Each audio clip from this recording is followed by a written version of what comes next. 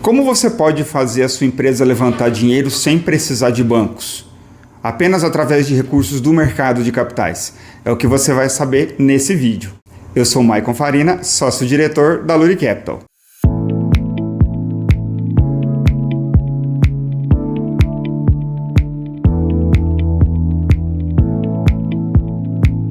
Bom, primeiro a gente precisa separar o que são operações estruturadas do que são operações não estruturadas. As estruturadas são aquelas que demandam uma diligência muito grande, demandam um título que você precisa emitir, que pode ser um certificado, uma cédula ou a criação de um fundo, e as não estruturadas são aquelas operações mais simples, muito parecidas com as operações de bancos.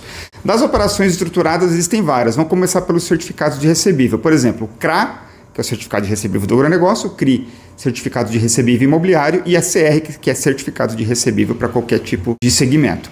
Todos eles são emitidos por uma securitizadora. Primeiro você precisa contratar uma securitizadora que vai fazer o documento, vai coletar as garantias que precisam ser coletadas, caso seja exigida a alienação fiduciária, por exemplo, e vai formalizar isso. Existem investidores por trás da securitizadora que colocam o dinheiro nesse instrumento e vendem esse título. Tá? A securitizadora vende o seu título, o seu certificado de recebível, e aí a empresa tomadora ela pode fazer um certificado de recebível para custo, para OPEX, que é vencimento em 1 ou 2 anos, ou para CAPEX, que é vencimento 5 anos ou mais, para você investir em ativos. Outro instrumento muito utilizado, criação de fundo proprietário, que pode ser FDIC, Fundo de Investimento em Direito Creditório, onde a empresa que está criando um fundo lastreado nos seus recebíveis. Pode ser FIP, Fundo de Investimento em Participações, onde a empresa vende parte de participações de sua empresa ou de outras empresas. FII, Fundo de Investimento Imobiliário. FIAGRO, que é Fundo de Investimento das Cadeias Produtivas do Agronegócio. Muito do FIAGRO é semelhante ao FDIC. Tá? Quando a empresa emite, quando vende a prazo, ela tem títulos, ela tem recebíveis e esse caixa dela, só que no momento futuro, ela precisa ter esse caixa agora. Então, quando ela cria um fundo proprietário, a exemplo do FDIC, ela passa a ter investidores nesse fundo, ela tem uma instituição financeira própria, que é esse fundo que é dela, portanto, o lucro desse fundo passa a ser dessa empresa também, após tributado 15%, lembrando que o FDIC está sendo muito utilizado como um instrumento de benefício tributário legal. Por quê? A partir do momento que você desconta recebível lá num banco, você tem a despesa financeira e ponto final. Quando você desconta o recebível no seu fundo, a despesa financeira vai diminuir a base de cálculo do seu imposto de renda, caso você seja lucro real. Portanto, você vai pagar menos imposto de renda, contribuição social, mantendo a mesma taxa de 34% ali em média. Só que esse recebível na sua despesa financeira ele é tratado como receita lá no fundo. Portanto, essa receita lá, ela é descontada, claro, ela vai pagar os investidores, vai pagar as despesas administrativas desse fundo e vai sobrar lucro. Portanto, esse lucro ele é tributado apenas em 15%. Ou seja, você trocou ali uma tributação de 34 por 15 quando você faz o de estratégia. É claro que esse fundo ele não pode ser usado só para isso. Você não caracteriza uma manobra tributária. Ele tem que ser utilizado também para poder fazer ações dos seus recebíveis e trazer o caixa à vista, tá? Portanto, é essencial que você tenha, no caso de um FDIC, você, enquanto dono da empresa, invista no FDIC, você coloque participação sua, dinheiro lá, nas cotas subordinadas, você, enquanto pessoa física ou pessoa jurídica, e os investidores vão entrar com cotas, com participação nas cotas mezanino ou sênior. Tá? E aí você utiliza vantagem do FDIC ou dos demais fundos. Embora eles tenham prazo de vencimento, esse prazo de vencimento ele é alongado muitas vezes quando o FDIC ou o fundo, o FIAGRO, o que for, tem um bom histórico, tem uma quantidade de recebíveis com boa liquidez. Tá, o meu FDIC tem 4 anos. Chegou lá em 4 anos, meu amigo, você pode ter certeza que os investidores vão querer continuar com o dinheiro lá dentro ou novos investidores vão querer entrar porque viram que ali deu uma rentabilidade boa e tem uma saúde bacana com baixo risco. Inclusive, você, enquanto dono desse FDIC, pode fazer o seu fundo crescer e você ser dono dessa instituição financeira que no futuro ela pode financiar não só a sua empresa, mas outras empresas. Já imaginou você ser dono de um fundo proprietário tendo lucro, ajudando a sua empresa e ajudando outras? É uma boa estratégia, né? Outro tipo de operação estruturada, CDAWA, que é a operação que você tem com garantia de estoque. Operação de câmbio, quando você faz operação em moeda estrangeira, faz um swap ali, segura, trava o câmbio dela, e aí existem diversos instrumentos ali, mas muitas vezes ela é feita via swap, via algum outro tipo de instrumento, muitas vezes bancário, mas que precisa sim ser estruturado e passa por diligência. E uma das estruturadas mais queridas, principalmente por sociedade anônima, são as debêntures, tá? As debêntures são títulos de dívidas que você também emite, só que elas não fazem parte de um fundo, ou seja, não é um FDIC, um FII, um FIAGRO, e também não são certificados de recebíveis. Você pode emitir várias debêntures picadas, é claro que você vai precisar de uma securitizadora por trás para poder, né, estruturar isso, e essas debêntures são títulos unitários que podem ser vendidos, esse título de dívida, a investidores, não necessariamente profissionais, podem ser investidores qualificados, dependendo até não qualificados, tá? Essas debêntures, existem as debêntures incentivadas, que elas são isentas de impostos, e as debêntures não incentivadas, que não são isentas de impostos. A vantagem é que as debêntures, elas, embora seja para giro, ela pode ser também utilizada para CAPEX, porque elas geralmente têm longo prazo. Existem debêntures de 7 anos até de 10 anos, né? Você vê debêntures aí de longuíssimo prazo. Só que tem um ponto essencial. Se sua empresa é limitada, você não pode emitir debênture. Você tem que ser SA, Sociedade Anônima, que é só regime, não muda regime tributário não, muda só regime societário, tá? A partir do momento que você é SA, você consegue sim emitir debênture. E é claro, quando você quer vender parte da sua empresa, fazer um M&A, fazer um equity ali, é importante você ser SA e é importante você já ter feito alguma operação estruturada no mercado de capitais antes de fazer esse M&A, para poder ter registrado o seu nome, o seu histórico dentro do mercado de capitais. Assim, a empresa que vai comprar já sabe mais ou menos um pouco como é que funciona a sua operação, porque esse histórico no mercado de capitais ele fica registrado e ele é dado aberto. E assim fica mais fácil valorar a sua empresa, dar um preço maior para ela na hora da venda, tá? Porque não vai ter, o risco já é meio calculado ali para esse investidor que vai estar comprando parte da sua empresa, ou integralmente.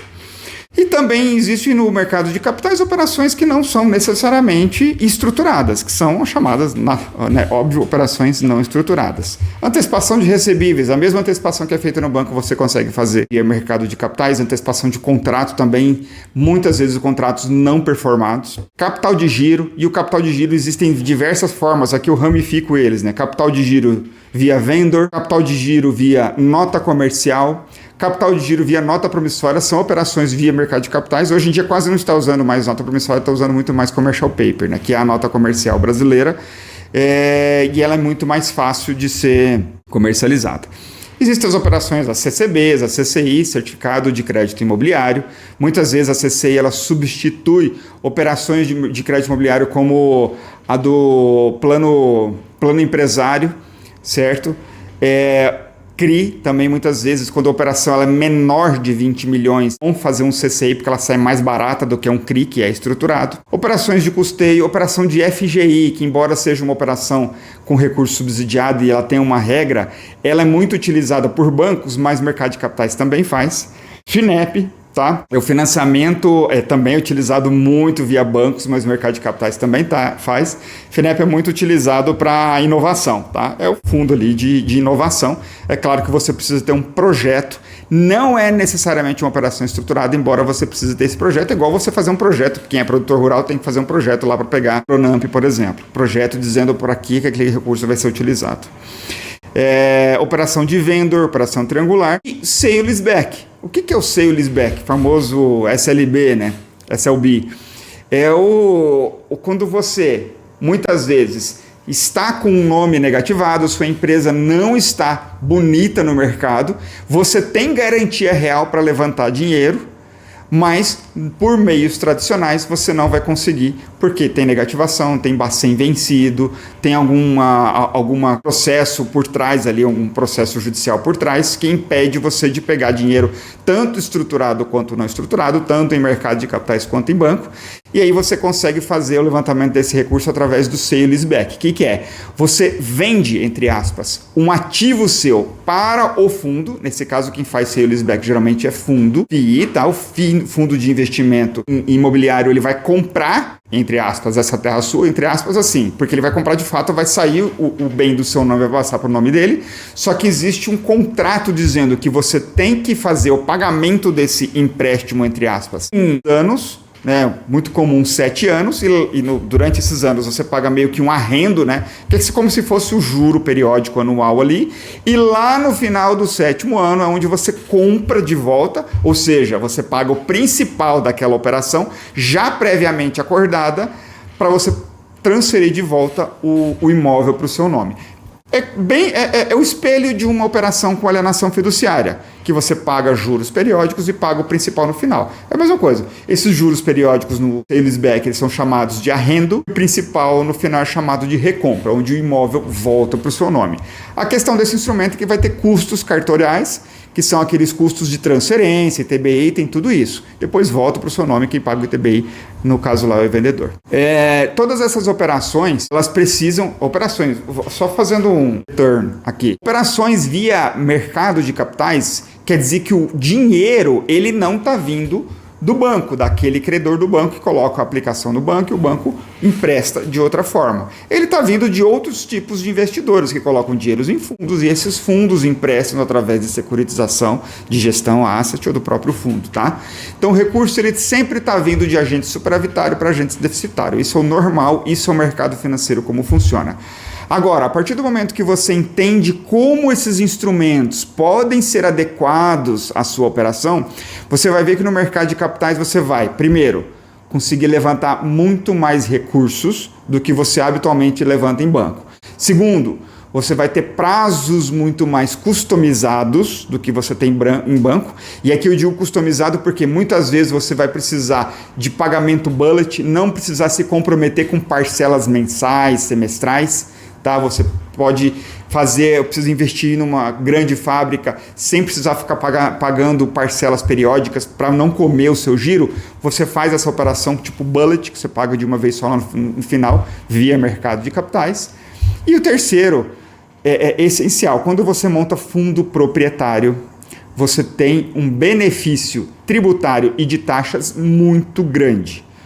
Tributário, quando é fundo proprietário, como eu mencionei aqui mais cedo, você reduz ali a sua tributação de 34% para 15%, porque você vai passar a ser tributado no fundo. E o benefício de taxa, porque o lucro desse fundo volta direto para o seu PL, quando você é investidor, quando a sua empresa é investidora da cota subordinada, ele volta direto para o seu PL sem retributação. Tá? E quando não tem essa retributação, esse lucro, quando você diminui da taxa de desconto, essa taxa, meu amigo, que você costumava pagar ali 1,6, 1,7 de antecipação de recebível a um mês lá para o banco, vai passar a ser 1,090. A taxa de cessão é bem mais alta do que isso, mas quando você coloca o lucro ali no final, né, no final das contas, na última linha, você vai realmente estar pagando menos de 1% ao mês. Pense nisso. Recursos de mercado de capitais podem ajudar a alavancar a sua empresa e trazer aqueles projetos de longo prazo para o curto prazo. Ficou interessado? Entre em contato conosco. Eu sou Maicon Farina, sócio-diretor da Luri Capital. Um abraço.